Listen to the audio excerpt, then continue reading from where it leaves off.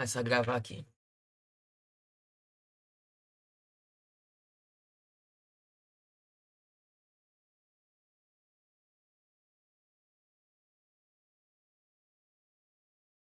Bom, então eu vou começar com um resuminho básico aqui sobre transcrição, que é o que a gente precisa saber no básico de transcrição, que é quando ocorre a produção de RNA. E aí você tem que lembrar que transcrição é quando produz qualquer RNA produzido é transcrição. Beleza? Só que normalmente a gente não fala isso, mas eu vou falar aqui rapidinho. Na transcrição vai participar uma enzima. Na verdade, não é o DNA que produz o RNA, é uma enzima que faz isso, que é a RNA polimerase, na transcrição tradicional, né? Lembre que existe a transcrição reversa, que aí já é uma outra enzima, que é a transcriptase reversa. Então, existe a transcrição reversa, beleza? Ocorre no citoplasma e utiliza uma cadeia mod de DNA e ocorre no núcleo dos eucariotos. Tá aqui. Então, tá aqui o resuminho, ó. Deixa eu chamar a atenção para uma coisa aqui interessante. Por exemplo, se eu tiver aqui um DNA, e ele for o molde para fazer o RNA, essa é a transcrição que a gente normalmente conhece. É a transcrição que usa RNA polimerase. Quando você pega o DNA como molde para fazer o RNA. Bom, essa transição aí acontece no citoplasma das bactérias, no citoplasma dos procariotos, porque ele não tem núcleo, não tem compartimentos. E acontece no núcleo dos eucariotos. Então, quando eu coloquei aqui essa listinha de características, eu estou me referindo a exatamente isso. Estou me referindo à transcrição tradicional. Mas você, que já tem experiência, já está com a manha toda aí, você tem que lembrar que existe a transcrição reversa aqui, ó, que acontece com a transcriptase reversa em alguns vírus. Não pode esquecer dela. E tem que lembrar de uma outra coisa. Existe a transcrição que ocorre com RNA para outro RNA. Então, existe a transcrição que ocorre de RNA para RNA. E essa transcrição acontece em vírus também, beleza? E esse RNA, no caso, sendo, por exemplo, positivo, o RNA produzido vai ser um RNA, por exemplo, negativo, ou vice-versa. Eu posso pegar um RNA negativo e transformar em RNA positivo. Então, você tem que lembrar dessas outras transcrições que normalmente a gente não comenta, beleza? Porque quando a gente fala de transcrição, a gente vai direto para a transcrição dos eucariotos. Ou para a transcrição da célula, normalmente. Mas você tem que lembrar das transcrições que o vírus também é capaz de sofrer. Então, existe transcrição DNA, RNA. Existe transcrição RNA, DNA, que é uma transcrição reversa. E existe transcrição RNA, RNA. RNA, RNA. Beleza? Você não pode esquecer isso aí. Dúvida? Pode passar? Vamos para o processo? Pode avançar?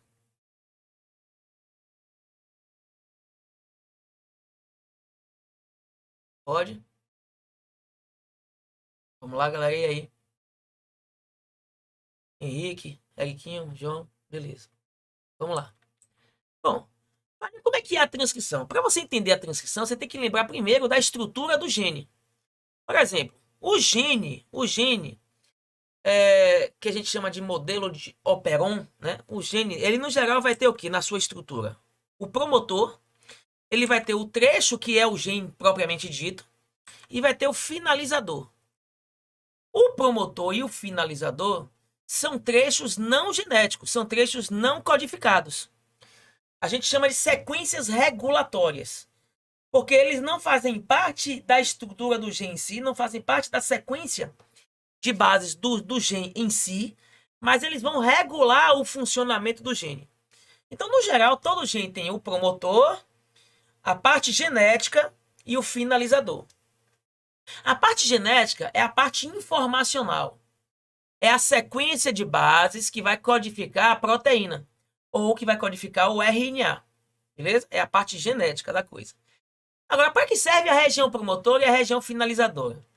A região promotora, ela vai ser importante para a primeira fase da transcrição, que é a fase chamada de iniciação da transcrição. Beleza? Nessa primeira fase chamada iniciação, vai ter um fator de transcrição que se prende ao promotor, atraindo indo para a região a enzima RNA polimerase. Quando ocorre a formação desse complexo, que chama RNA polimerase associada ao promotor, quando forma a polimerase se associa ao promotor, a gente vai dizer que ocorreu aí a fase de iniciação. Então, resumindo, o que é a fase de iniciação? É quando um fator de transcrição se prende à região promotora, atraindo para aquele local a RNA polimerase. Beleza? Bom, depois disso vem a segunda fase, chamada de alongamento. É quando a RNA polimerase desliza pelo gene, beleza? Até encontrar a região finalizadora.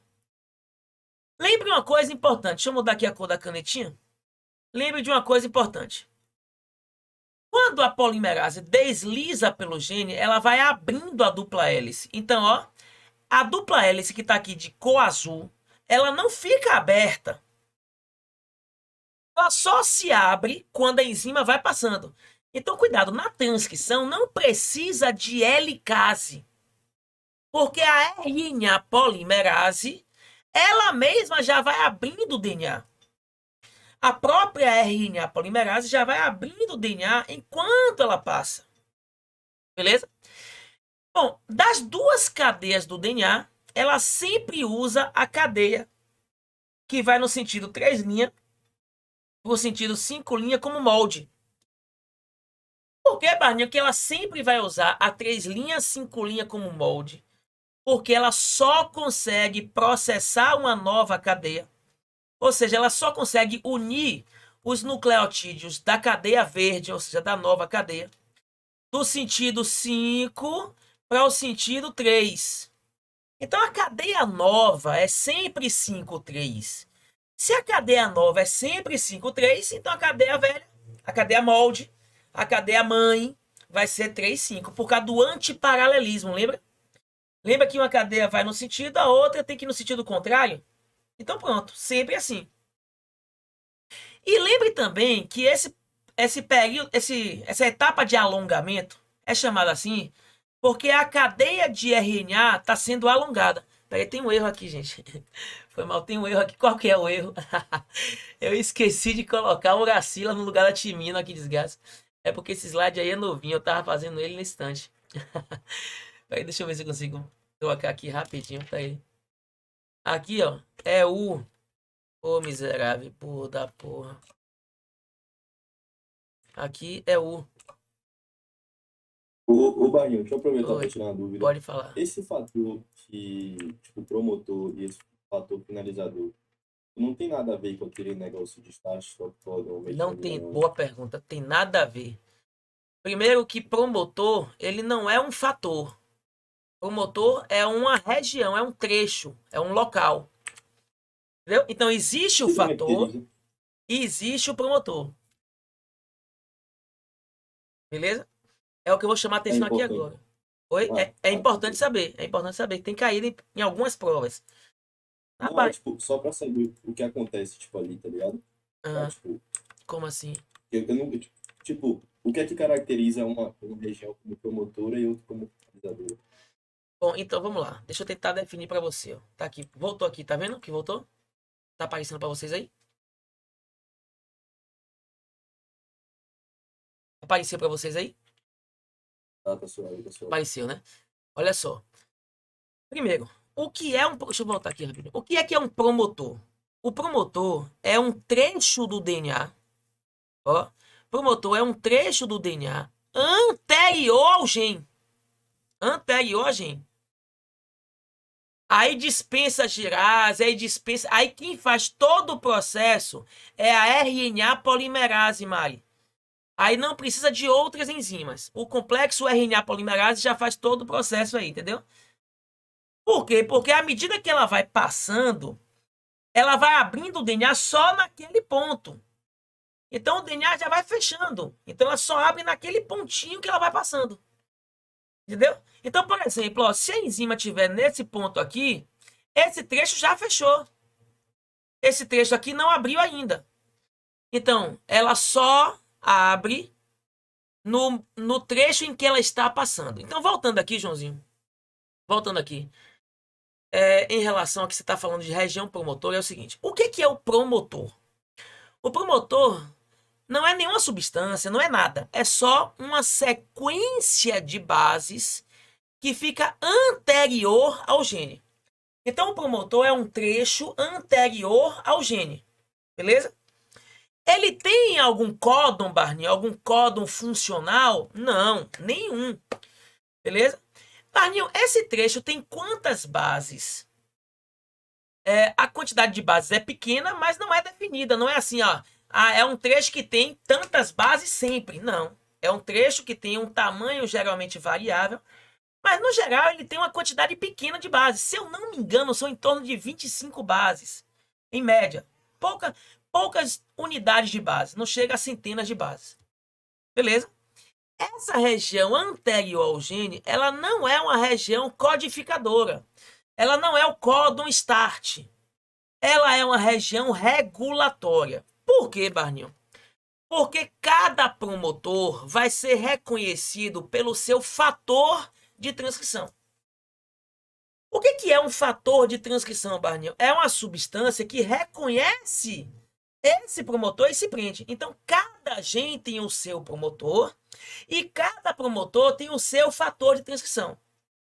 Então, cada gene tem o seu promotor específico e o seu promotor específico vai ter o fator de transcrição específico. Eu vou dar um exemplo para você entender. E eu só conheço esse exemplo. É porque isso aí é uma das coisas que hoje a gente estuda em genética, que é mais estudado isso aí e que a gente tem mais dúvidas, porque a gente não conhece todos os fatores de transcrição. Então, quando a gente dominar todos os fatores de transcrição, a gente vai dominar a ativação dos genes. Mas eu vou dar um exemplo para você entender. Você já ouviu falar numa bactéria chamada Lactobacillus? Ó, quando eu tiver, nesse caso aqui agora, a gente vai fazer um tete-a-tete, vai fazer um bate-bola. Então vai me respondendo aí para ver que você está acompanhando. Você conhece uma bactéria chamada Lactobacillus?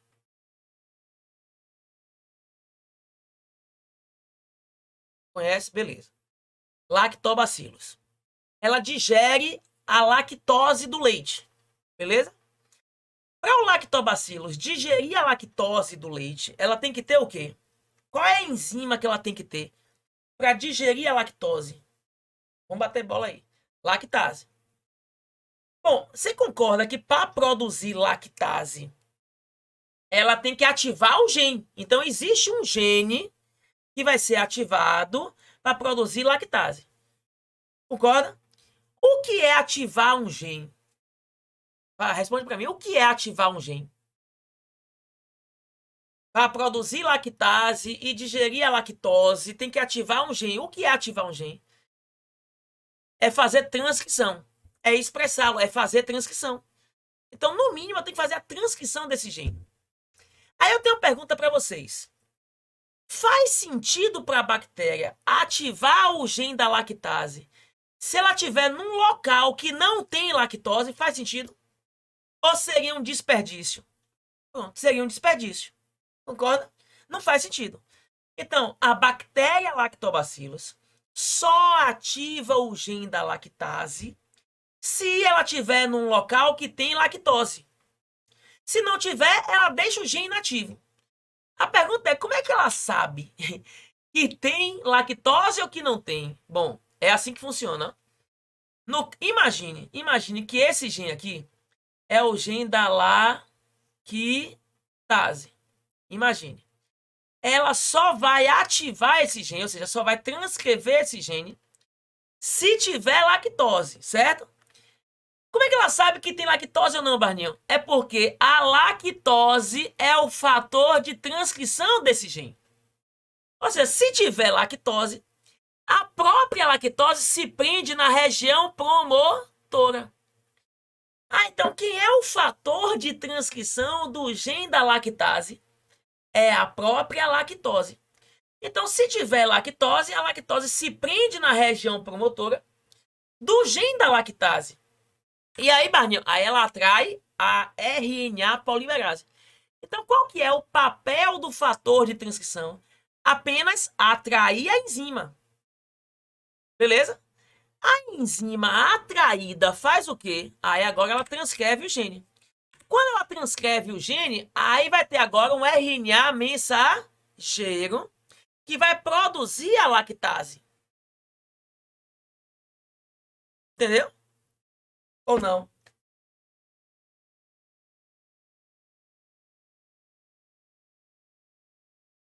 Joãozinho, você que tá com dúvida. Então, cada gene tem um fator de transcrição específico. Geralmente, o fator de transcrição é alguma substância relacionada ao produto gênico. Geralmente, o fator de transcrição é alguma substância relacionada ao próprio produto gênico, ou seja, ao próprio interesse do gene. Nesse caso aí, por exemplo, a lactose.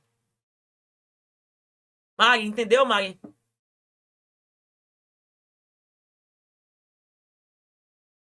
Tudo certo? Beleza.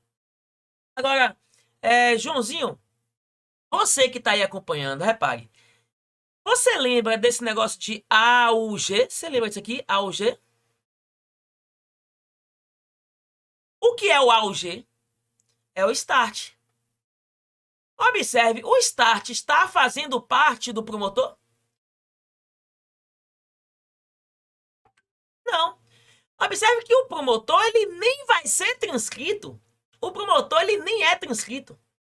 O promotor ele é só uma região regulatória. O que é isso? É uma região onde a enzima se prende. Ela se prende atraída pelo fator de transcrição. Beleza? Cuidado, ó. Cada gene tem um fator de transcrição. Agora, todos os genes usam a mesma RNA polimerase. Então, ó, todos os genes usam a mesma RNA polimerase. Então, peraí, Barney, a RNA polimerase que transcreve o gene da insulina é a mesma que transcreve o gene do colágeno, que transcreve o gene da lactase? É a mesma. A RNA polimerase não muda, é a mesma enzima. Então, o que muda? Como é que a célula sabe que aqui vai ter que ativar o gene de pele e não o gene de pulmão? Como é que a célula sabe que aqui tem que ser o gene de pele e não os outros genes?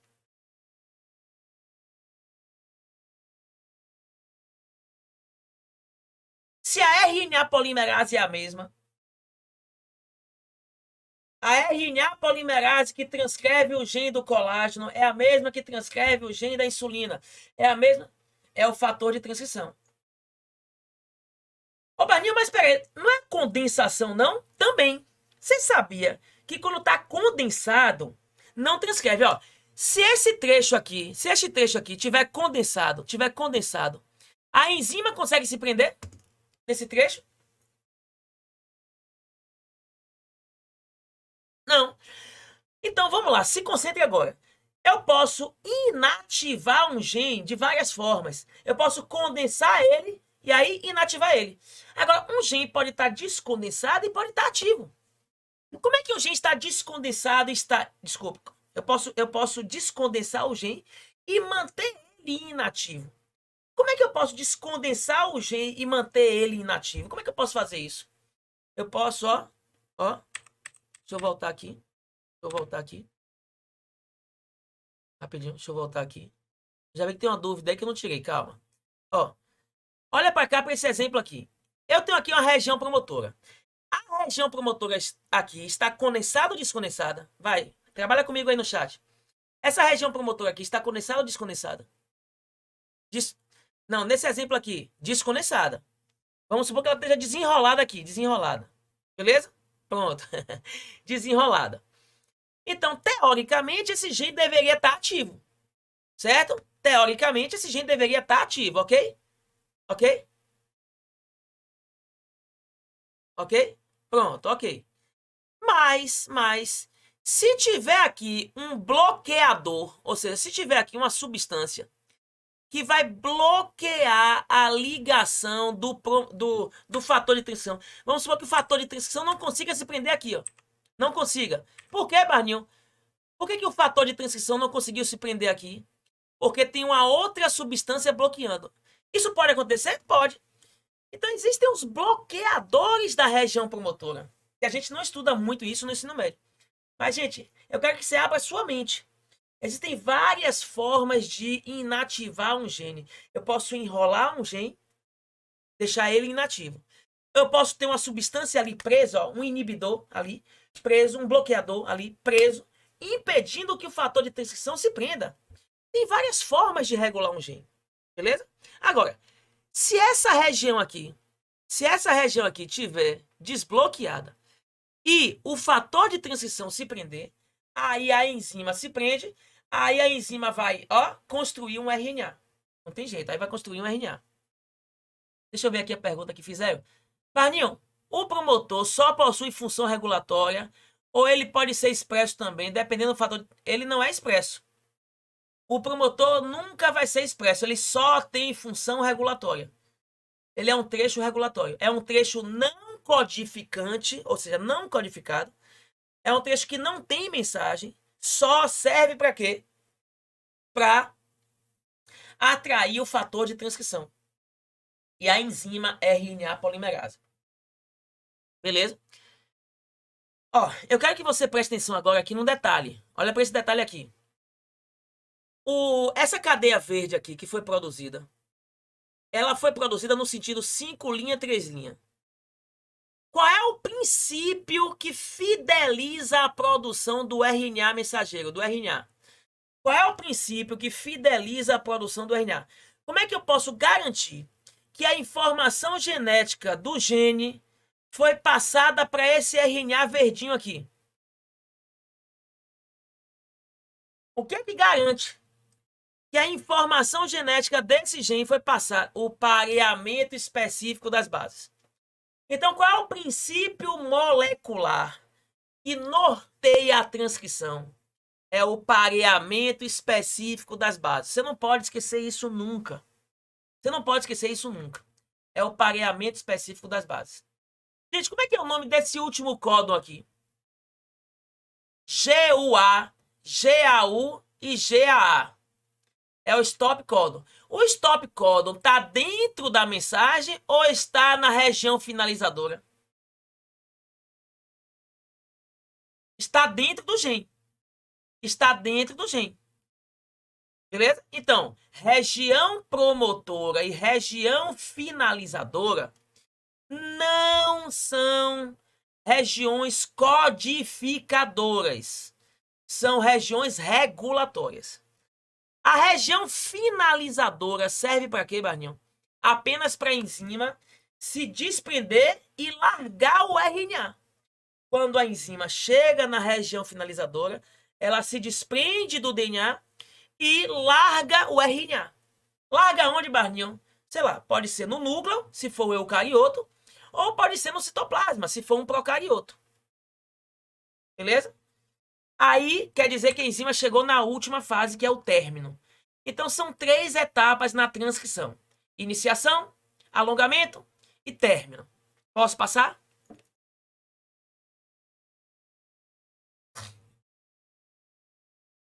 Alguma dúvida? Beleza? Mari? Dúvida, Mari? Beleza. Bom, aí eu fiz um resumo. Etapas da transição: iniciação, alongamento e finalização, ou término. Iniciação: o fator se associa ao promotor. A RNA polimerase reconhece o fator. A enzima RNA polimerase começa a transcrição. Então tá aqui um resumo da fase de iniciação.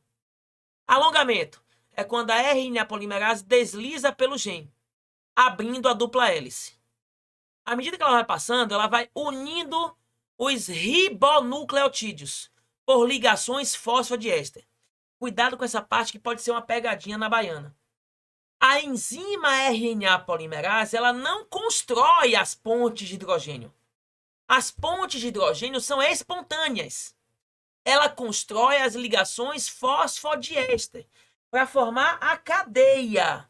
Então, a RNA polimerase constrói as ligações de cadeia, que são as ligações fosfodiéster. Beleza? Ah, Barninho, mas ela depende do pareamento? Depende, porque o pareamento das bases é que vai dizer para ela qual é o nucleotídeo que ela vai ligar pelas ligações fosfodiéster. Ficou claro? Ou não? Esse último item aqui, ó. Ela obedece o pareamento. Então, ó, o nucleotídeo que ela escolhe para poder colocar ali, para construir o RNA, o nucleotídeo que ela escolhe depende do pareamento. Mas o que a enzima é capaz de fazer é a união entre os nucleotídeos. E a união entre eles é a ligação fosfodiéster. Fala para mim, entenderam ou não?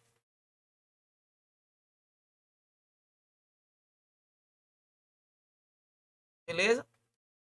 Bom, e o término é quando a polimerase alcança o finalizador. O RNA mensageiro vai ser liberado e a polimerase vai ser reutilizada em outra transcrição.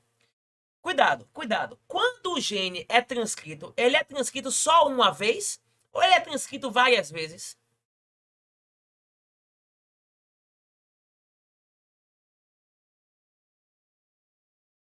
Várias vezes. Várias vezes. Quando você, por exemplo, ó, comeu pão, pão é rico em amido. Para digerir o amido, você tem que produzir amilase, salivar. Você produz só uma amilase ou produz milhares? Milhares. Para produzir milhares de amilases, você vai ter que ter só uma tradução ou você tem que ter milhares de traduções? Milhares. Para ter milhares de traduções, você vai ter que ter milhares de RNAs mensageiros com milhares de ribossomos. Então, para ter milhares de RNAs mensageiros, você vai ter que fazer a transcrição do gene da amilase milhares de vezes. Ficou claro isso?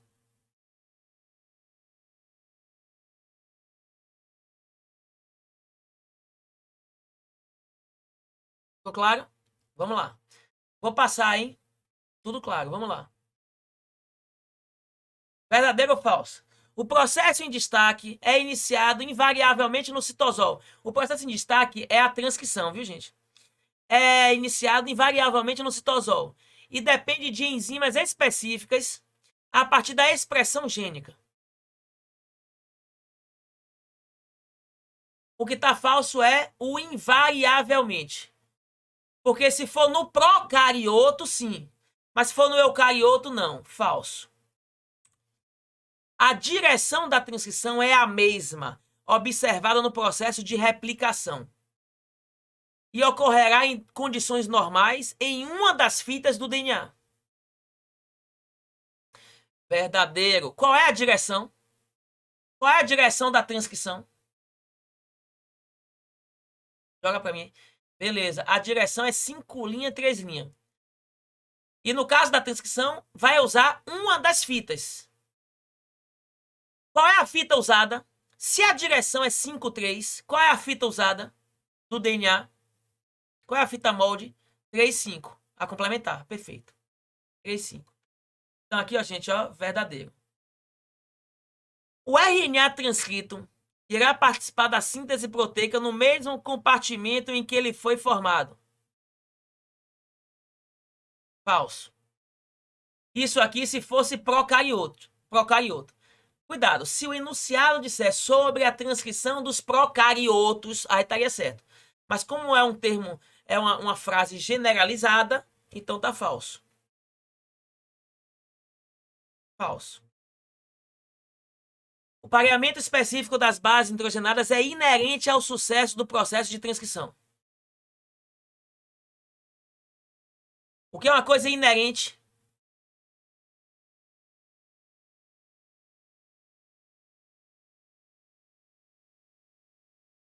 O que é uma coisa inerente? Ficaram com dúvida, foi? O que é uma coisa inerente à outra? Bora, miserável! Essencial. Ou seja, para que a transcrição tenha sucesso, é essencial que o pareamento específico dê certo? É. Então, verdadeiro. Aqui, ó, verdadeiro. Perfeito. A transcrição nos procariotos prescinde de um compartimento membranoso para ocorrer.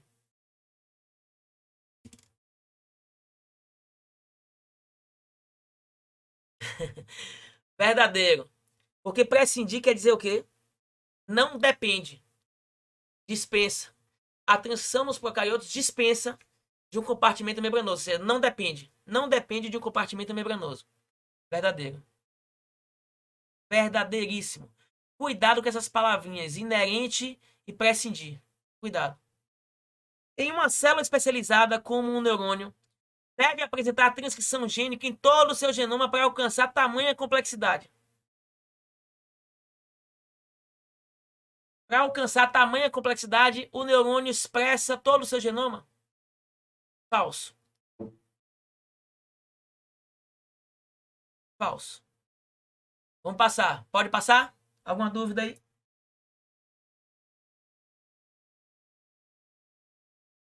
Beleza, vamos lá. Vamos ver agora o que é o splice. Ô, Baninha, por que não vê logo a tradução? Por que não? Porque primeiro é a transcrição, depois é o splice, depois é a tradução. Beleza? Vamos começar pelo splice. O que é o splice, Barninho? O splice é o seguinte. A gente descobriu que nos eucariotos,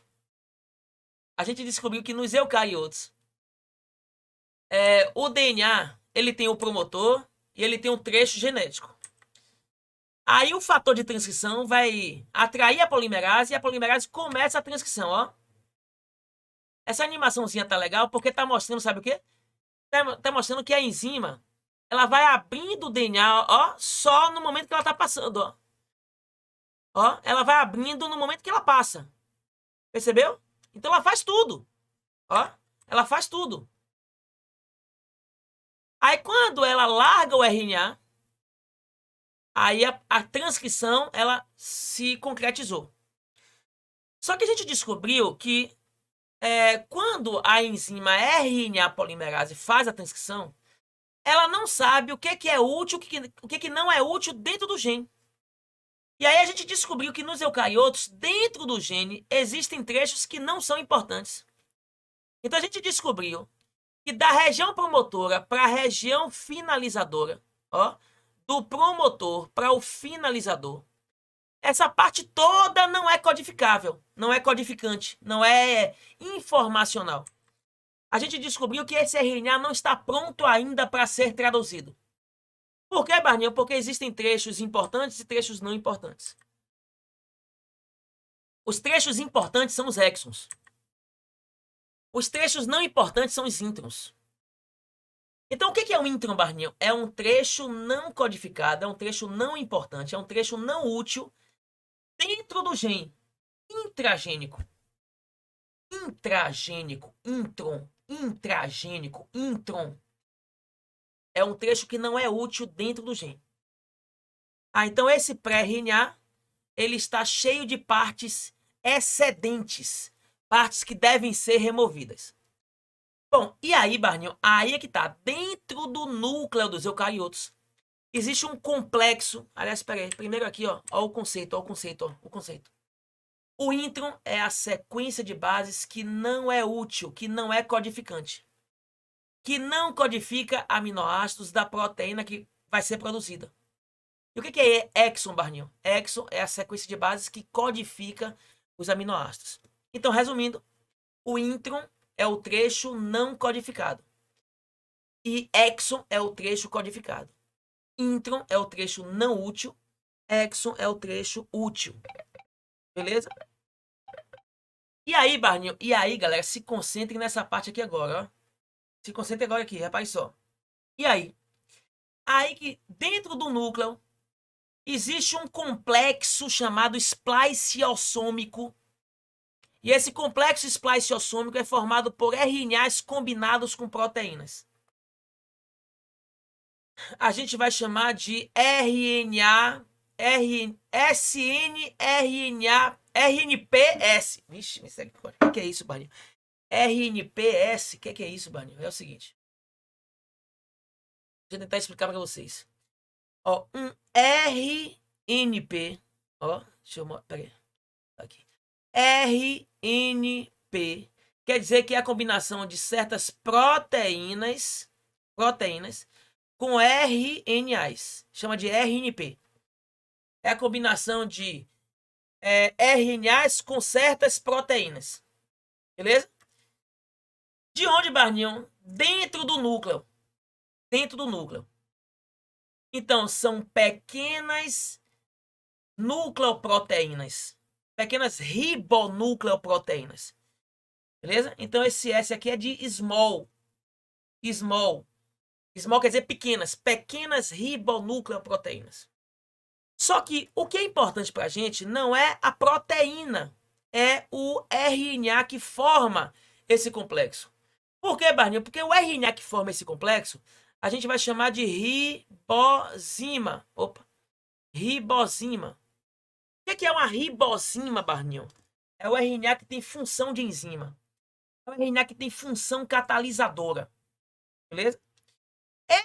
Essas ribonucleoproteínas, ou seja, essas ribosimas, reconhecem quais são as partes que não são importantes.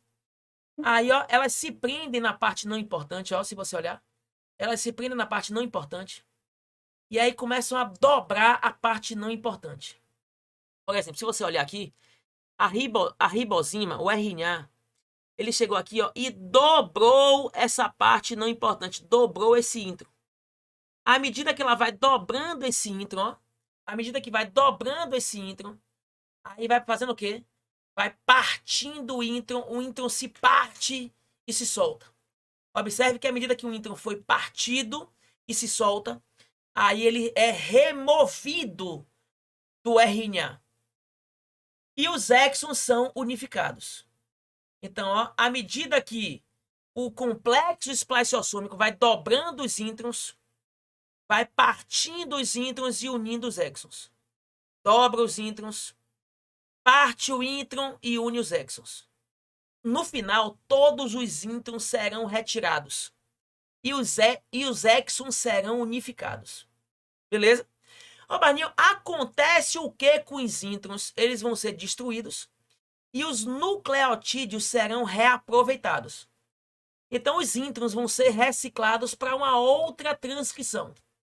Agora, não esquece que a remoção dos introns e a união dos exons é o que a gente vai chamar de processamento de RNA. Ó, vamos chamar isso aqui de processamento de RNA ou splice. Isso aqui, gente, ó, é o processamento do RNA. É o splice. Beleza? Fala para mim, ficou claro o que é splice? Aí agora eu vou ter aqui o RNA mensageiro definitivo. Tudo certo? Certo? Beleza. Bom, aí eu fiz aqui um resumo. Barninho, o que é o splice? Fiz um resumo, ó. Pronto. O que é o splice? O splice. Rapidinho. Tenho que dar uma bad aqui, peraí.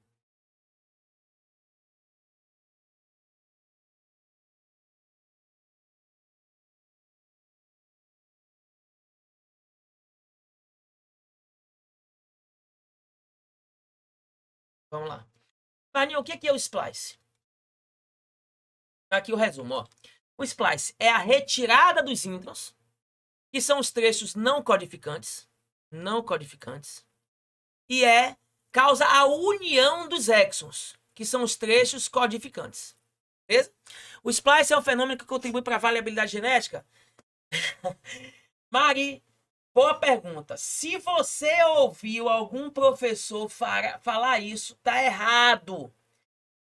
É falso. Porque o splice não afeta o gene. Ele afeta o RNA.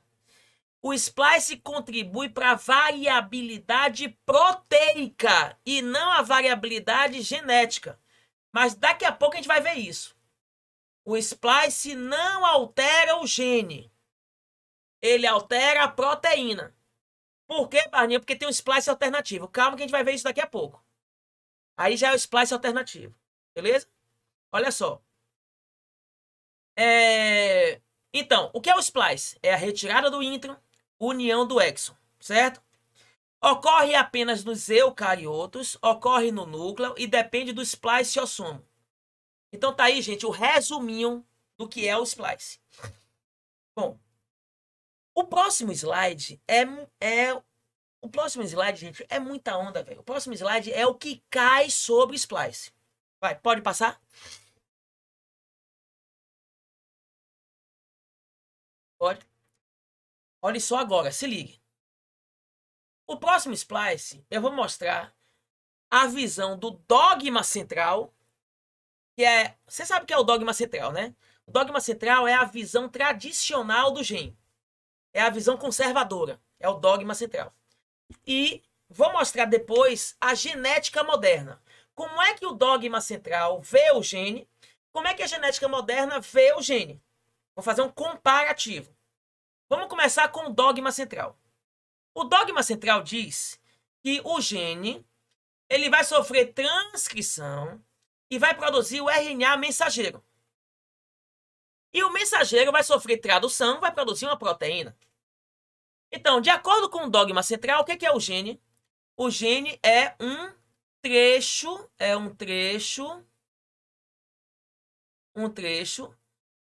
do DNA.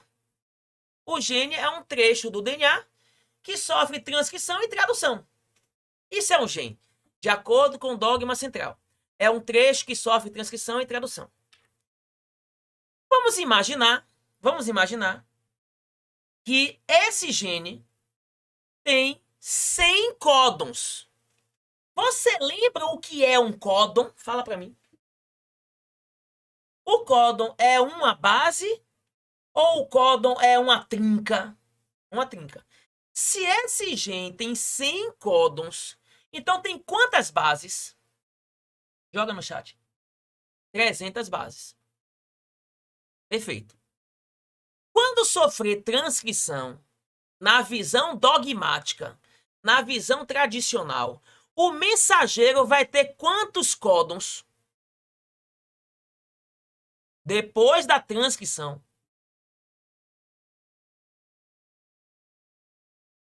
Depois da transcrição, o mensageiro vai ter quantos códons? Não pare para pensar não, pai. Vai ter 100. Porque a visão tradicional, a visão dogmática, desconsidera o splice. Então, o mensageiro vai ter o mesmo tamanho do gene. Vai ter 300 bases. 300 códons. Vai ter o mesmo tamanho. Desculpe. 300 bases, 100 códons. E a proteína vai ter quantos aminoácidos? De acordo com a visão dogmática, vai ter 100 aminoácidos. Porque para cada um códon, um aminoácido. Então, de acordo com o dogma central, existe uma colinearidade gene-proteína. O que é colinearidade? É uma correspondência entre o número de códons e o número de aminoácidos. Então, a correspondência entre o número de códons e o número de aminoácidos chama de colinearidade. É a correspondência entre o tamanho do gene e o tamanho da proteína. Beleza? Se eu tiver uma proteína com 500 aminoácidos, de acordo com o dogma central, o gene vai ter quantos códons? Se a proteína tiver 500 aminoácidos, vai ter 500. Então, o gene vai ter quantas bases? 1.500. O nome disso é colinearidade. Bom, então eu posso dizer que o tamanho do gene é correspondente ao tamanho da proteína. Correspondente em relação a quê, Barninho? Em relação ao número de códons. Então eu posso dizer que é possível definir a sequência de bases do gene a partir da sequência de aminoácidos da proteína. Então, se cair na prova que é possível definir a sequência de base do gene a partir da sequência de aminoácidos da proteína, você marca verdadeiro ou falso? Verdadeiro se for de acordo com a visão dogmática, se for de acordo com o dogma central. Verdadeiro se for de acordo com o gene dos procariotos. Se for de acordo com o gene dos procariotos, verdadeiro. Mas... Fala pra mim, posso passar esse slide aí? Posso passar? Posso passar? Joãozinho, Eric. Pode? Vamos lá.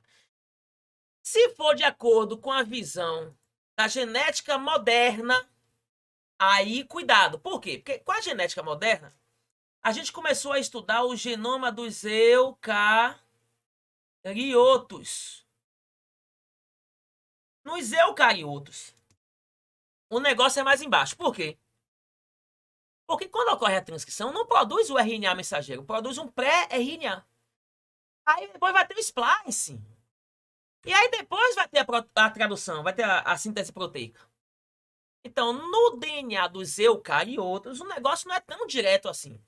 Então, no DNA dos eucariotos, eu posso ter 100 códons com 300 bases, resultando em um pré-RNA com 100 códons e 300 bases. Porque a transcrição não muda.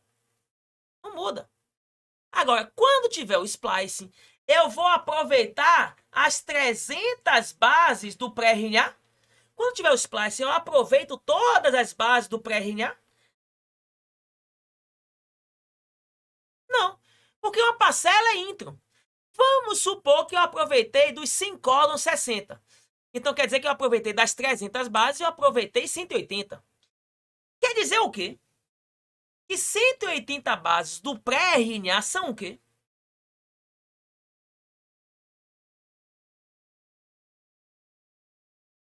São exons. Perfeito, são exons. Então se eu perguntasse na prova quantas bases tem os introns desse pré-RNA? Se eu perguntasse na prova quantas bases nitrogenadas tem os introns? 120. 120. Agora, são quantos introns? Só Deus sabe quantos são. Mas eu sei que o total de bases de todos os introns desse splice foi 120. Eu não sei se 120 corresponde a um só intron, a 2, ou 3, ou 10, ou 20, não sei. Mas eu sei que todos os introns somados dão 120. Então, o tamanho da proteína... Calma, calma, calma, calma. Vamos lá. Ô, Mari, o splice... Não, por esse desenho aí, não sabe. Por esse desenho, não sabe. Por quê? Porque o tamanho dos introns e a quantidade de introns é relativo. É relativo. Por esse desenho aí, não tem como saber. Teria que ter um outro desenho mostrando. Teria que ter um outro desenho mostrando que essas 120 bases que foram removidas estão, digamos, em 5 introns.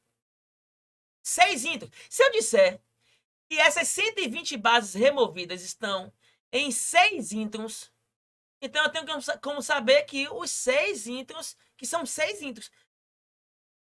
Você não tem como saber o tamanho de cada intron, porque eu posso ter um intron maior, um menor. Então, o intron, ele tem sempre o mesmo tamanho um do outro? Não. Um gene tem sempre a mesma quantidade de introns do que outro gene?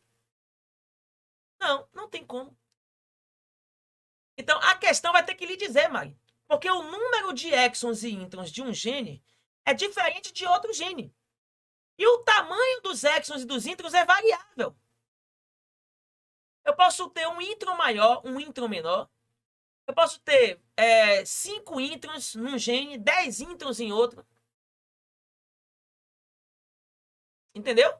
Agora, nesse exemplo, o que eu posso dizer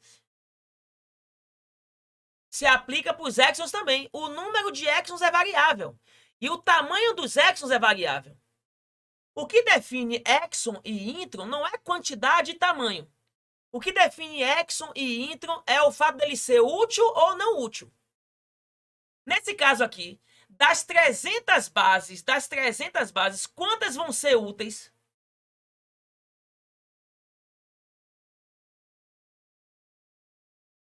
Nesse exemplo, 180. Então, o que eu posso garantir é que das 300 bases, 180 estão nos exons.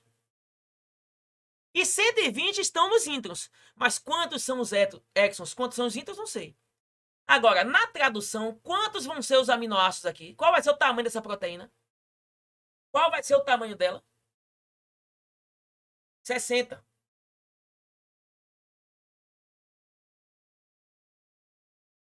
Os exons... Ó, a quantidade de códons em cada exon é variável. Eu posso ter um exon com 10 códons, eu posso ter um exon com 50 códons. Entendeu? Vamos lá.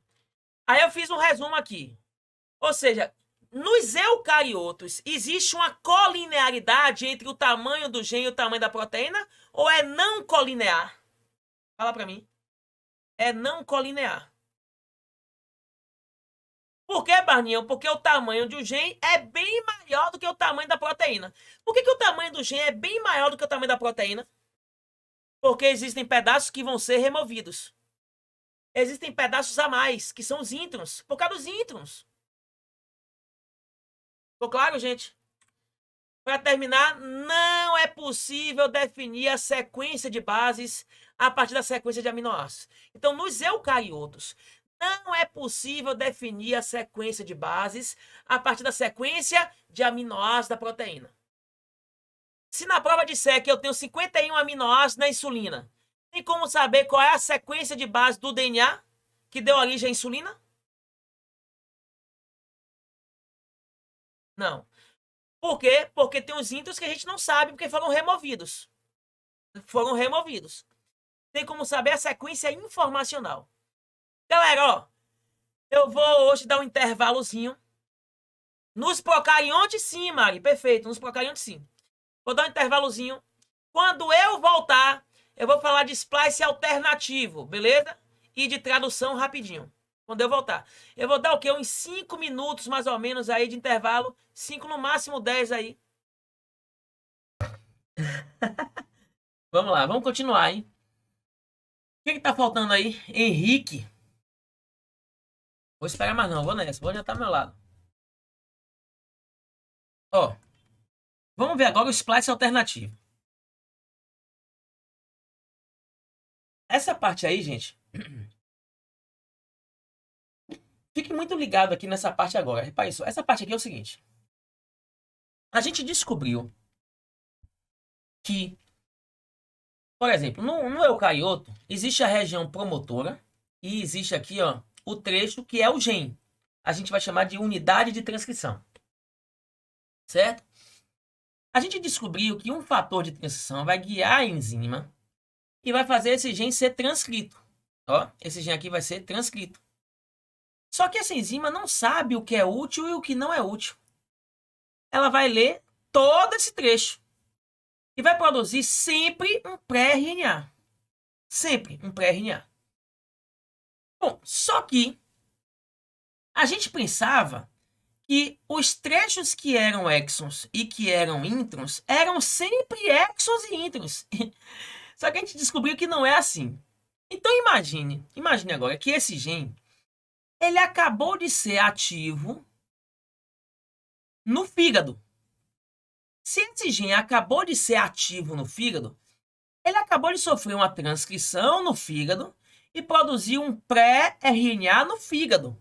Beleza? Só que no fígado, esse pré-RNA, ele vai sofrer a ação de um complexo spliceossômico que está no núcleo da célula do fígado. E esse complexo spliceossômico vai pegar aqui, ó, e remover esses trechos aqui. Ó, vai remover. Cadê? Esse trecho aqui. Ó, esse trecho aqui. Vai remover esse trecho aqui e esse trecho aqui.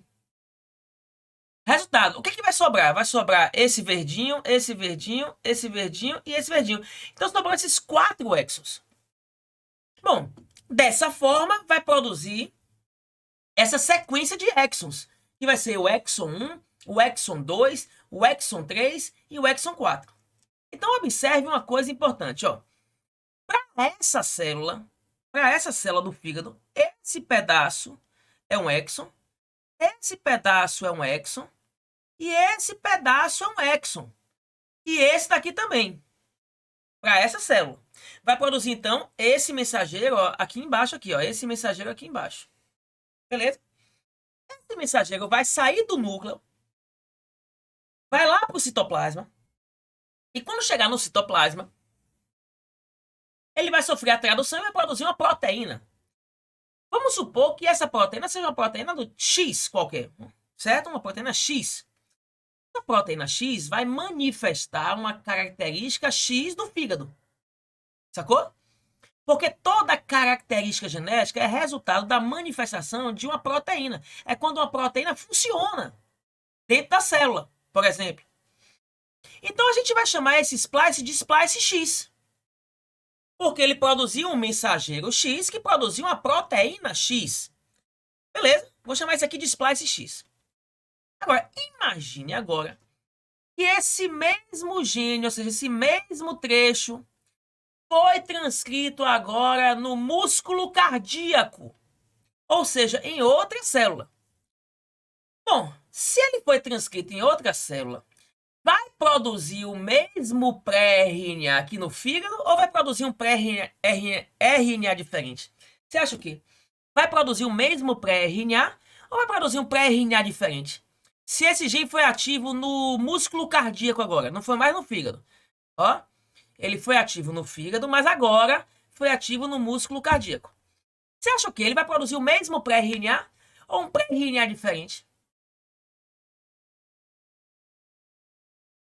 Bora, miserável. Bora, meu povo. Vai. Vai produzir o mesmo. Por que vai produzir o mesmo?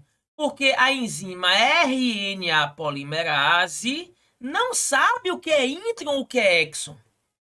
Ela sabe apenas que aqui tem o promotor, aqui tem o finalizador. Então a enzima sabe que apenas vai ter que fazer a transcrição desse trecho.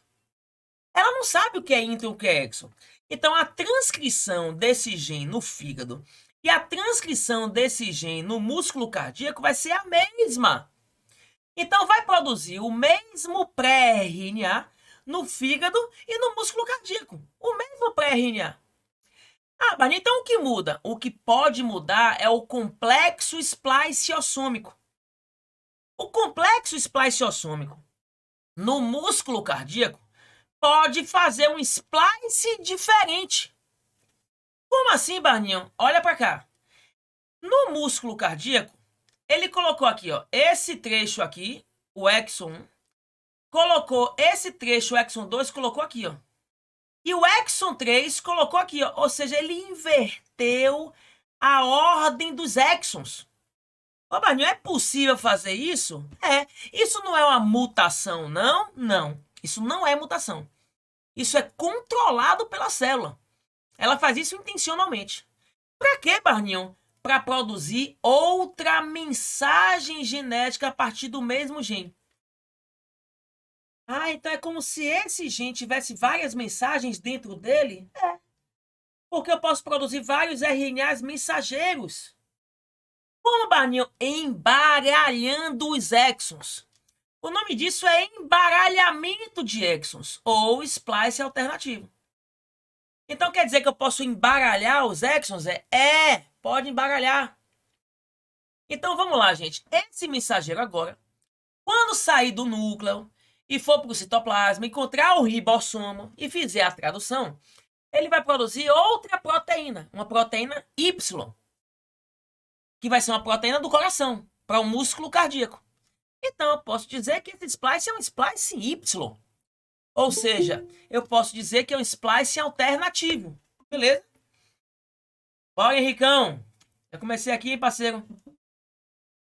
Então eu posso dizer que é um splice alternativo. Beleza? Então fazer um resuminho rápido aqui para Henrique que chegou. Henrique, eu estou dizendo o seguinte, que quando esse gene é transcrito no fígado, ele vai produzir um pré-RNA, que vai sofrer o splice, ó, e esse splice vai produzir esse RNA mensageiro aqui, ó. Opa, deixa eu voltar. Vai produzir, ó, esse mensageiro aqui. Cadê? Aqui. Vai produzir, ó, esse mensageiro aqui. Esse mensageiro vai produzir essa proteína X aqui, ó. Aonde, Barninho? No fígado. Beleza?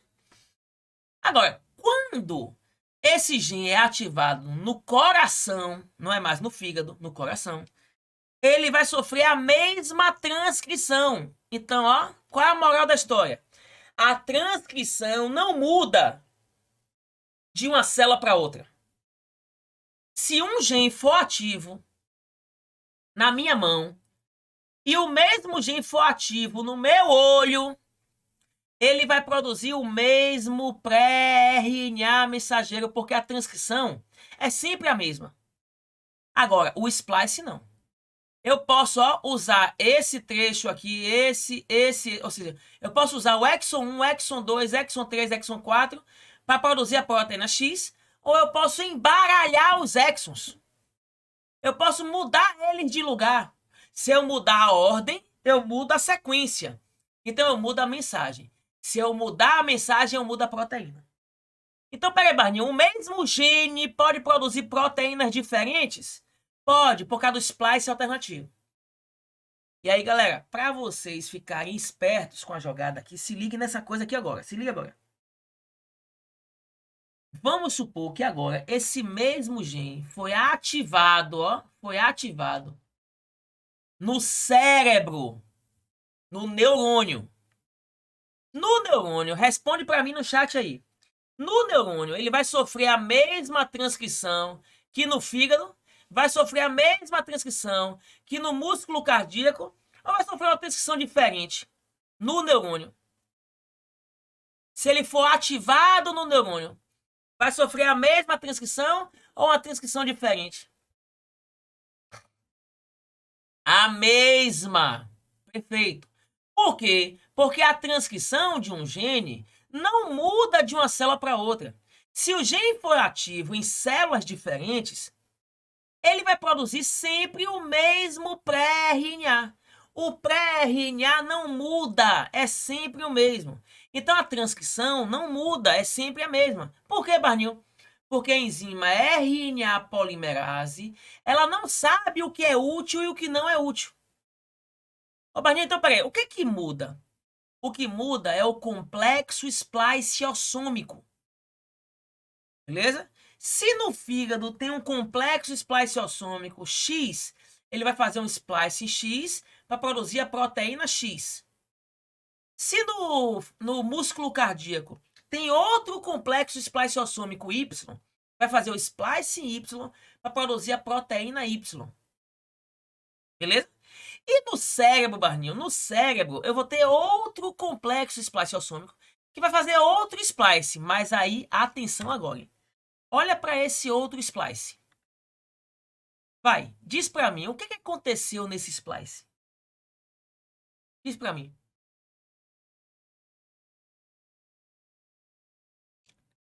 Nesse splice aqui, ocorreu a deleção de um exon? Gostei, Eric, gostei. Tudo bem, mas não é assim que a gente vai se referir. Não é uma deleção, porque não é uma mutação. Isso não é uma mutação. Isso é normal. Isso faz parte do processo do game. Faz parte da jogatina da célula. Sabe o que é? É que para o neurônio, por exemplo, para o neurônio, o exon 2 não é exon. É um intron. Peraí, Barninho, então peraí. O trecho do pré-RNA, que para uma célula é exon, para outra célula é um intron, pode ser um intron? Pode. Então, o splice, ele não só embaralha os exons, como ele também pode definir que um trecho para uma célula é exon, para outra célula é intron, ou vice-versa. Então, esse trecho aqui, ó, gente, ó, que para o fígado, esse trecho aqui, ó, que para o fígado, digamos, para o fígado ele é intron, para o neurônio pode ser um exon. Então, cuidado, intron ou exon é pré-definido, ou intron ou exon é definido pelo splice, pelo complexo spliceossômico. Vamos lá. Quem define o que é intron e o que é exon é a RNA polimerase durante a transcrição? Ou é o complexo spliceossômico? É o complexo. Então, dessa forma, eu posso produzir várias proteínas diferentes, porque eu posso fazer vários splicings diferentes. A sigla é RNP-SN. Ou seja, são ribonucleoproteínas. Small quer dizer pequena. O N quer dizer núcleo. São ribonucleoproteínas dentro do núcleo. Pequenas dentro do núcleo. RNP. O SN é minúsculo, viu, Eric? Porque o S quer dizer small e o N quer dizer nuclear. Então, ó, são small, ou seja, pequenas, ribonucleoproteínas dentro do núcleo, nucleares. Mas, Eric, esqueça essa sigla. Esqueça ela. Eu vou até tirar essa sigla do slide. Lembre das ribozimas. Pronto, lembre de ribosima. Pronto. É mais vestibulável. É mais vestibulável. Certo? Olha o próximo slide. Na questão aberta e ajudar. Ó, na questão aberta, se você botar essa sigla, é capaz do corretor nem saber. É capaz a depender do corretor, a depender quem seja o corretor, é capaz dele ter que pesquisar alguma porra assim, entendeu? Então, resultado. Quer um conselho? Bote ribosima, acabou. Ou bote apenas spliciosomo, pronto. Você bota spliciosomo ou ribosima. Então, a transcrição vai ser sempre a mesma. Se eu ativar o gene numa célula do pé e numa célula do olho, a transcrição vai ser sempre a mesma. O splice, ele pode ser alternativo, porque ele recombina exons de forma diferente, de acordo com o objetivo do tecido. Por exemplo, perfeito. Se o objetivo do tecido é produzir uma proteína X, ele vai formar uma mensagem X. Como? Combinando os exons que ele quer. Ele vai combinar os exons que ele quer. Mais ou menos isso aí, Henrique. Perfeito. Aí eu fiz um resumo aqui, ó. O que é splice alternativo? É a possibilidade de alterar a ordem dos exons. Se eu alterar a ordem dos exons, então eu vou ter um splice alternativo. Chama de embaralhamento de exons. No splice alternativo, os exons para uma célula podem ser introns para outra. Então, os exons de uma célula podem ser introns para outra célula. Peraí, gente, rapidinho. Ó, organizar aqui melhor.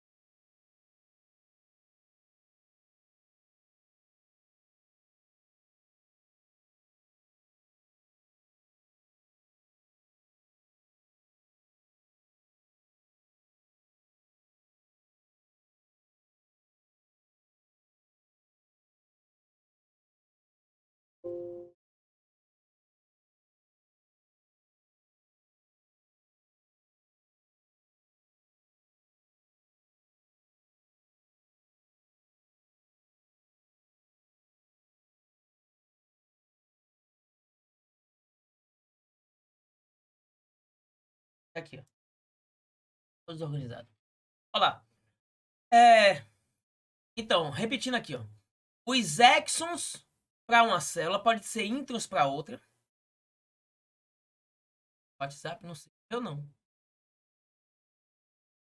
Pelo menos eu estou usando aqui o WhatsApp Web. Não sei se parou de funcionar. E aí, galera? Parou? Tá funcionando? Como é que tá aí? Vê aí. Então, feedback para Mari. Mari, linda.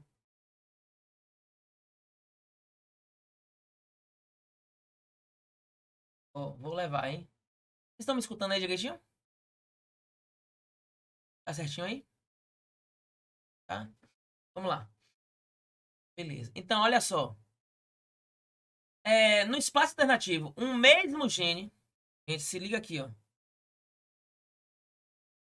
Zap bugou? Vixe, deve ter dado bug aí todo mundo. Deve ter dado pane, né? Então, pra cá. Um mesmo gene pode resultar em proteínas diferentes. Isso aqui é o splice alternativo. Beleza? Aí tem, explica por que o proteoma é maior do que o genoma. É mais diversificado do que o genoma. Gente, você sabe o que é isso? Proteoma e genoma? Vai, vamos definir. O que é um genoma? É o conjunto de genes. O que é o proteoma? é o conjunto de proteínas. Beleza? Então não esquece. A gente tem o proteoma do mesmo tamanho que o genoma, os eucariotos. Vai. Os eucariotos têm um proteoma do mesmo tamanho que o genoma? Não.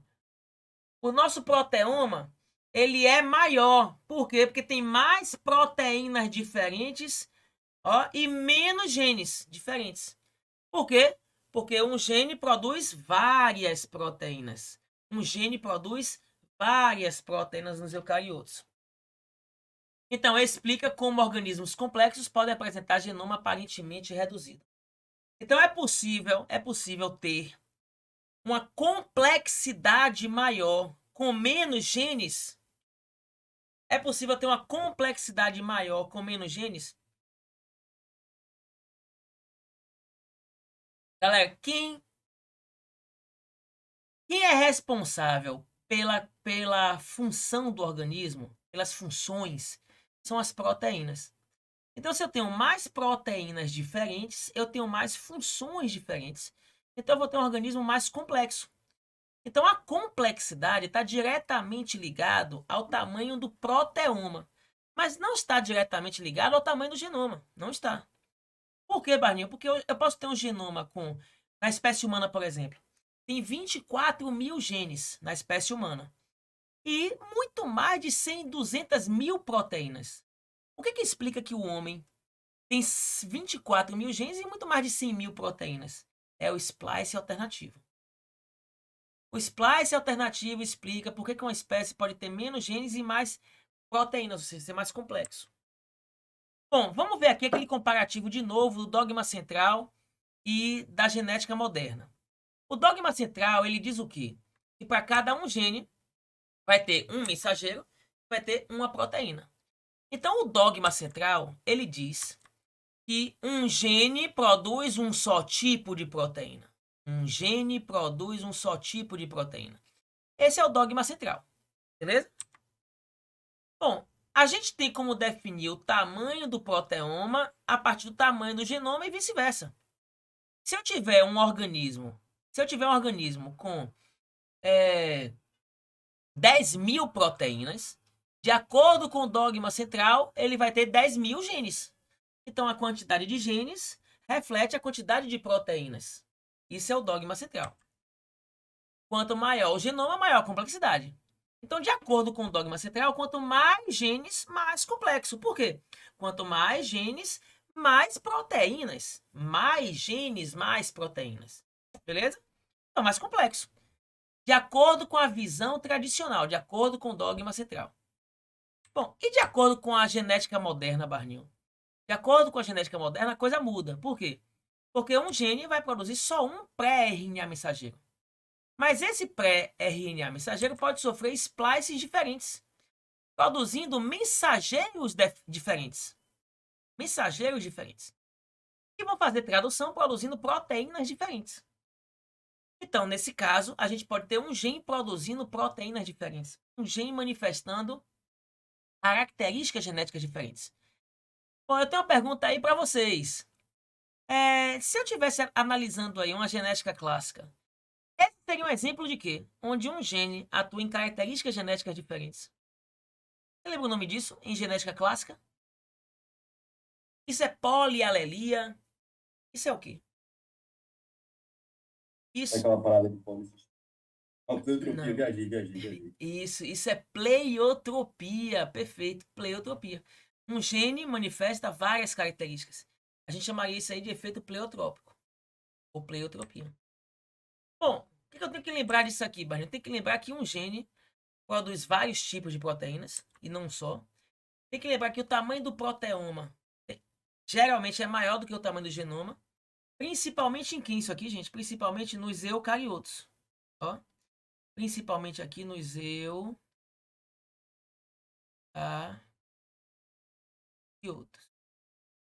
Beleza? E tem que lembrar que a complexidade não está necessariamente ligada ao tamanho do genoma. Ou seja, eu não posso dizer necessariamente que aumentando o genoma eu vou aumentar a complexidade. Porque eu posso ter um genoma reduzido com um organismo de alta complexidade. Porque eu posso ter um genoma reduzido produzindo mais proteínas, que é o nosso caso. O nosso caso é assim, entendeu? O nosso caso é assim, nós temos muito menos genes, nosso DNA é muito menor do que nosso genoma, né? É muito menor do que, por exemplo, de uma planta, do que, por exemplo, de um verme, de um invertebrado. E nós, no entanto, somos muito mais complexos do que eles. Beleza? Então, complexidade não está necessariamente ou diretamente ligada ao tamanho do genoma. Então, fala para mim, gente, entenderam essa parte aí? Vamos fazer um verdadeiro e falso? Alguma dúvida?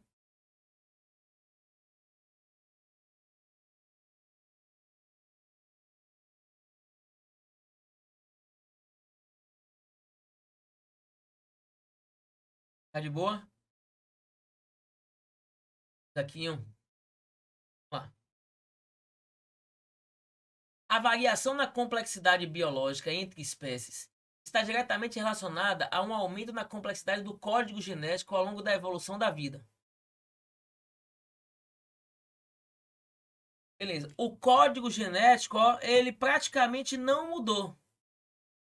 O código é universal, ele é muito conservado na evolução, então não mudou o código genético. A complexidade mudou, mas não porque mudou o código, beleza? O que mudou foram as interações entre os genes, a forma como o gene se expressa, a forma como os RNAs são processados. Isso mudou, mas o código não, então falso.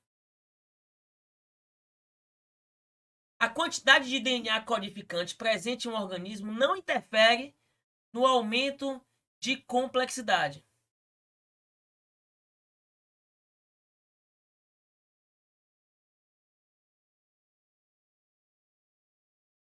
Beleza, falso. Interfere sim. Se eu tenho mais DNA codificante, se eu tenho mais genes, a tendência é ter um organismo mais complexo. Interfere sim. Mas eu não posso dizer que o organismo só será mais complexo se tiver mais genes. Eu não posso dizer isso. Eu não posso dizer que o organismo só será mais complexo aumentando a quantidade de genes. Eu não posso dizer isso. Beleza? Mas se eu tiver mais DNA codificante, a tendência é aumentar a complexidade? É. Mas não só por causa disso. Tem outros fatores que aumentam a complexidade. O aumento da complexidade não é só em função do aumento do genoma. Beleza? Então, ó, falso. Sequências não codificantes, processamentos alternativos de RNA e expressão variável dos genes respondem o paradoxo complexidade versus tamanho do DNA. Verdadeiro. Verdadeiro. Por que paradoxo, Barnil? Porque a gente acreditava que quanto maior o DNA, mais complexo. Só que a gente hoje sabe que não é. Eu posso ter um organismo com DNA reduzido e de alta complexidade. Então isso gerou um paradoxo. Gerou uma ruptura. Uma ruptura do que a gente tinha como consenso. Então, verdadeiro.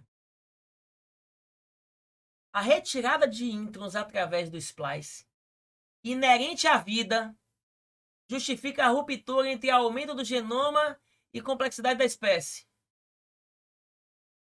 Falso por quê?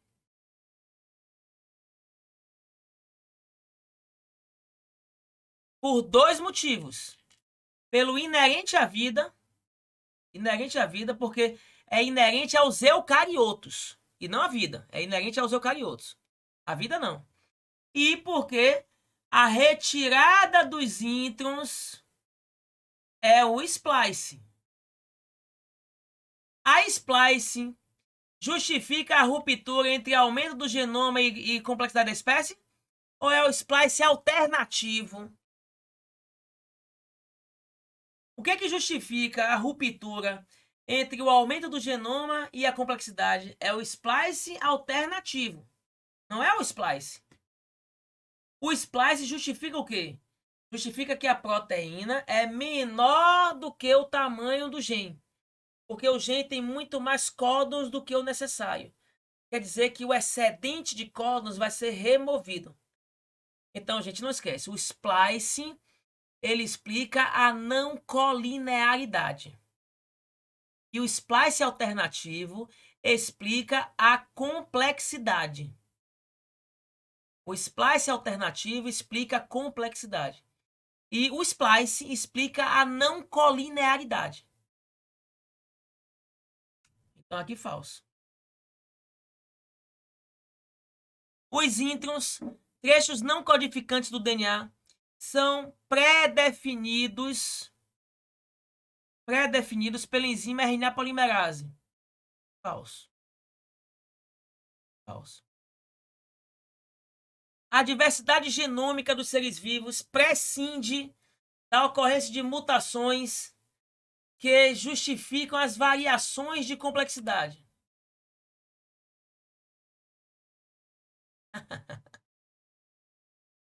E aí? Falso. Por quê? A diversidade genômica prescinde das mutações? Ou a diversidade genômica depende das mutações? Porque prescindir é não depender.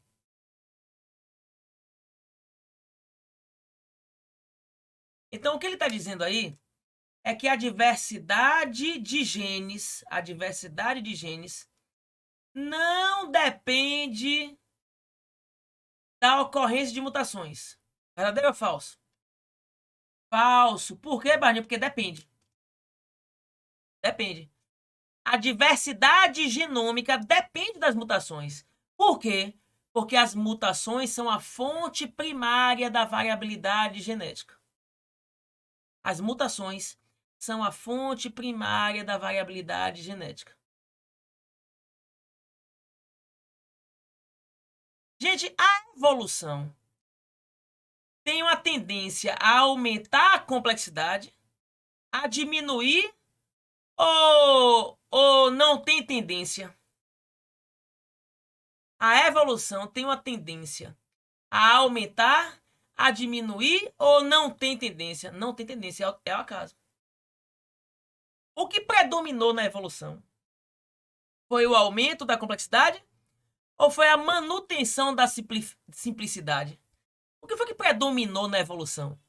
O aumento da complexidade ou a manutenção da simplicidade?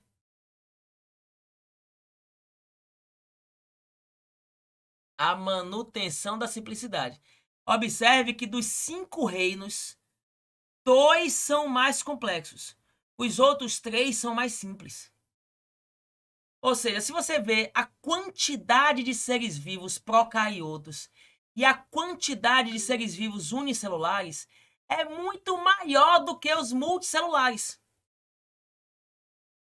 Os equinodermos são os que possuem o maior genoma? Não sei, Eriquinho. É possível, mas não sei.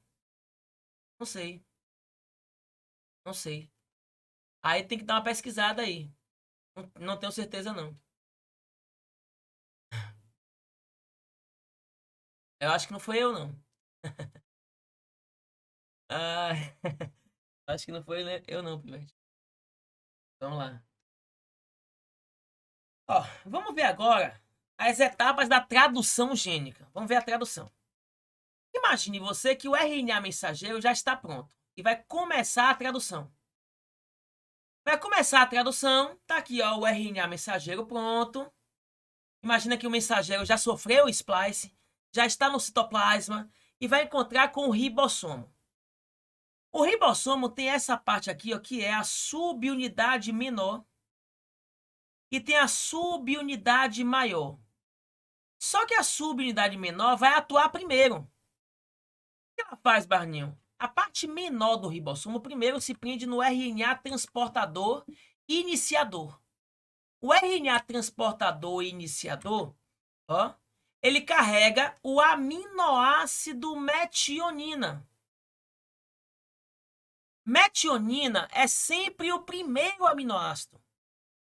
E o RNA transportador iniciador vai ter, ó, vai ter aqui, ó, AC. Gente, o que é o AC? É o códon ou anticódon do RNA transportador? Ele é o anticódon. Perfeito, ele é o anticódon. Beleza, então aí vai ter o complexo aí iniciador. Aí o que acontece? A subunidade menor do ribossomo reconhece o RNA mensageiro e se prende.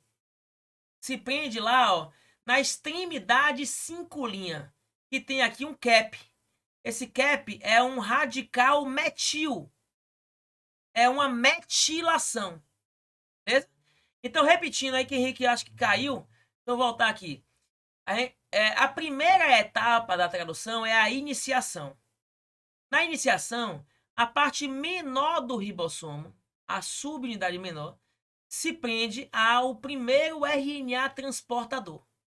O transportador carrega esse aminoácido aqui, ó, chamado metionina, ó. Esse aminoácido aqui é chamado metionina, ó, metionina, tá aqui ele.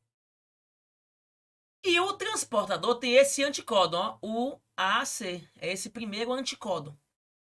Esse conjunto vai agora se acoplar ao RNA mensageiro. Vai se acoplar onde, Barninho? Na extremidade 5'. Por que, Barninho? Porque a tradução vai ser da 5' em direção a 3'. Então, peraí, Barninho. A replicação, a transcrição e a tradução ocorrem do 5 por 3? É. Todos os 3 mecanismos ocorrem do 5' por 3'. Todos eles. Ocorrem do 5' por 3'. Então, resultado, galera. Resultado. O RNA mensageiro agora vai estar com a parte menor do ribossomo, vai estar com o primeiro transportador, com o primeiro aminoácido, beleza? E vai começar a tradução, né? Calma, ainda não. Por quê?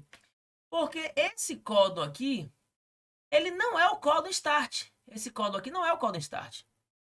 Ô, Barnil, mas o códon start não é o primeiro códon? Não. Do mensageiro? Não. O códon start é o primeiro códon da mensagem, mas não é o primeiro códon do mensageiro. Como assim, Barninho? Ó, esse RNA mensageiro vai ter algumas bases aqui no início, até chegar o códon AUG. Ó, vamos supor que o códon AUG, vamos supor que o primeiro códon AUG esteja aqui. Então, o que vai acontecer? O ribossomo vai deslizando por essa sequência aqui, que é uma sequência que não é codificada, que não vai representar aminoácidos. Ah, é intron, é exon, não é nada. Não é nada essa sequência. A sequência é só o intervalo que tem até o primeiro códon. O primeiro códon da mensagem é o AUG. Quando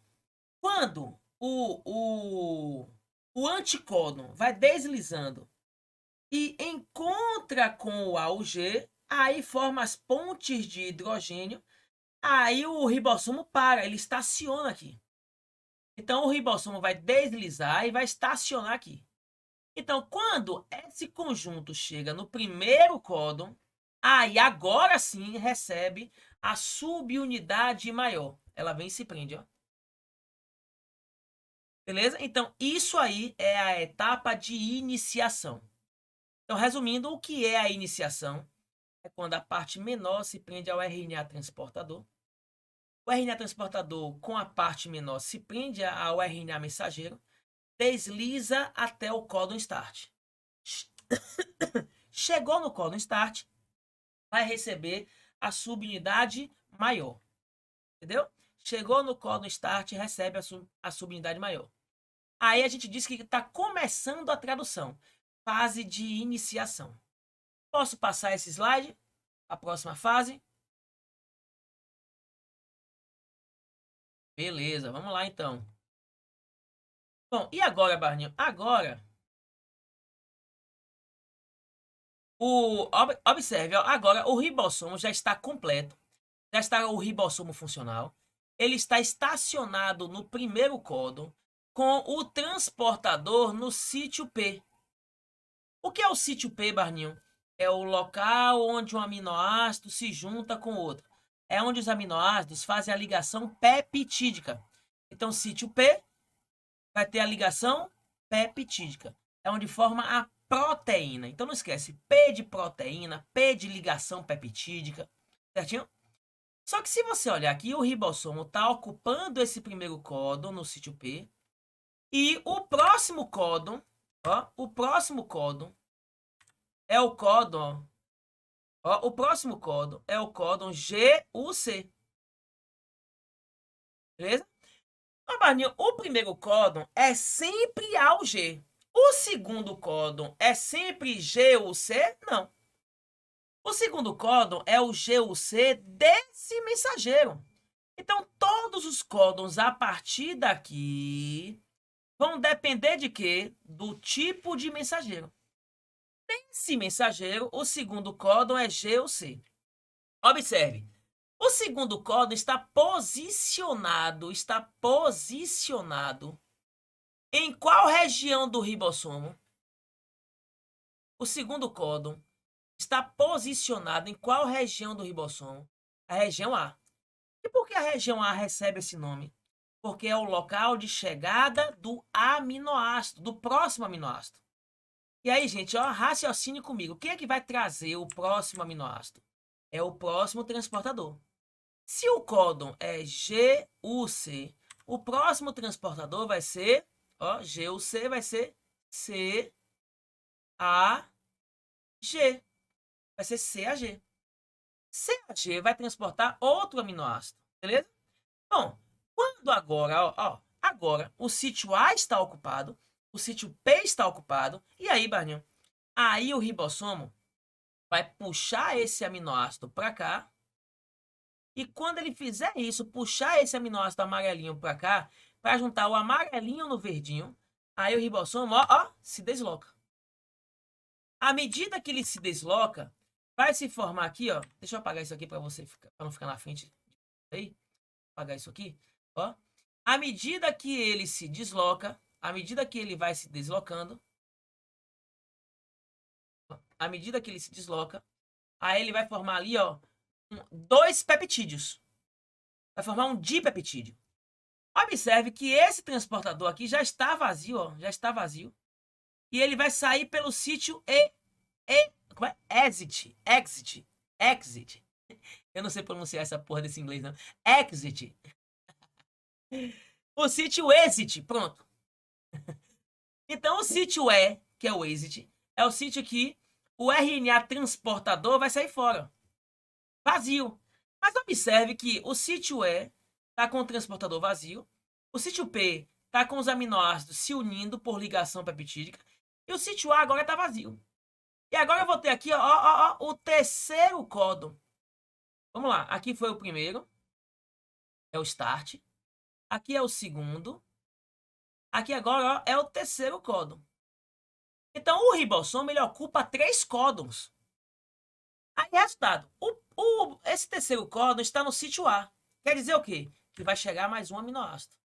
Se o códon é U, pelo pareamento específico da base, o anticódon vai ser A.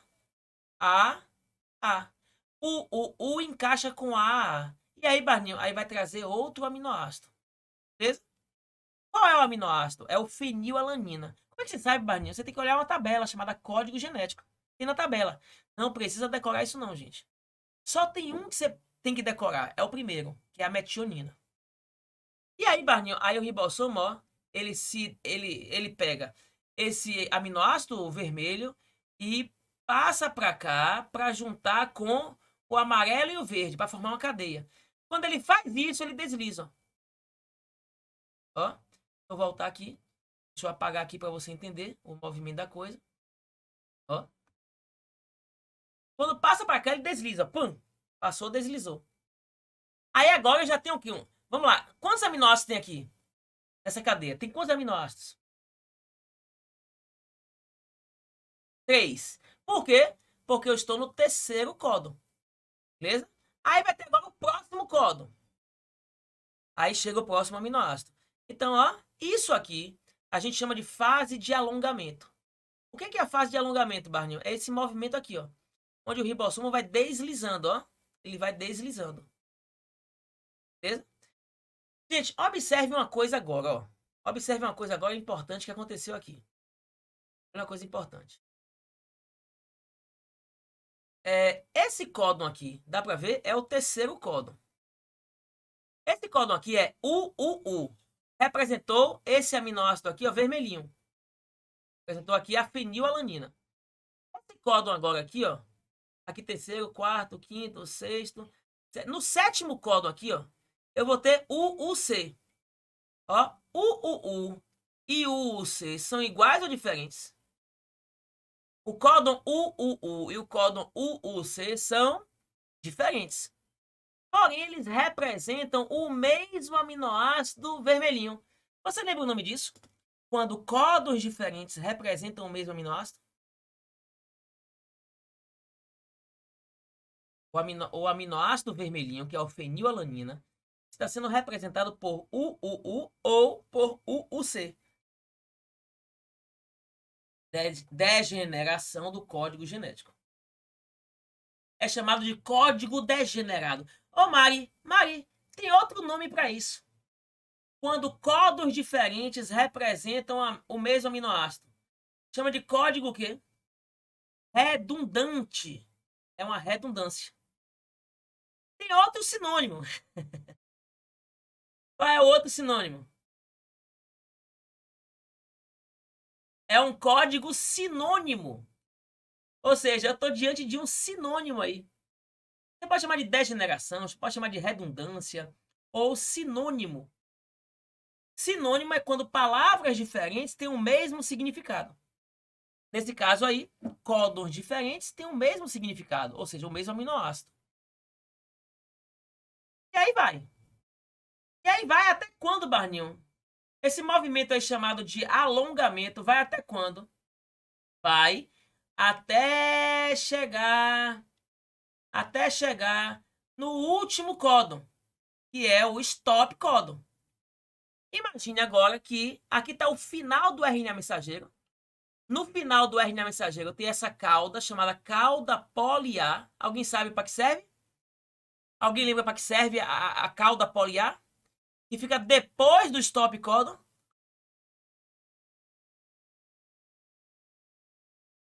É uma sinalização. Sabe para quê?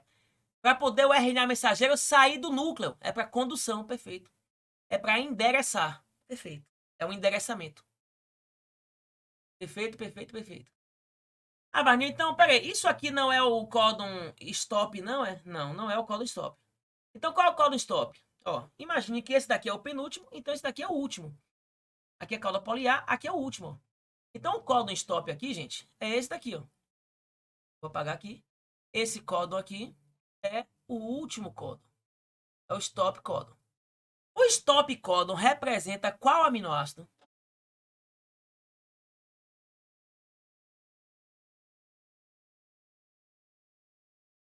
Nenhum, perfeito. Ele não representa nenhum aminoácido. Existem 3 stop códons. O AA, o AG e o GA. Quer ver uma coisa? Você não esquece? Eu faço assim para não esquecer, ó. Quando a criança chora, ela chora como? Uá! Uá! Uá! Entendeu? Aí você quer que a criança pare de chorar, entendeu? U-A-A. U-A-A. Você fica doido pra criança parar de chorar, entendeu? Que merda. Que merda, mas me ajuda. É a mesma coisa, ó. A criança que tá chorando uá, ela também faz o quê? Uga, uga. Uga, uga. Uga, uga, não é? É tipo uma linguagem infantil. Uga, uga. Então, uga, uga, uaa, uga, uag são os stop códon. Eu faço assim para não esquecer. Não sei como é que você vai fazer. Se vire aí. Se mate aí. Bom, acontece que o ribossomo vai fazer o último deslizamento, ó. Tchum! Ou seja, se você olhar agora, o penúltimo códon está no sítio P e o último códon está no sítio A.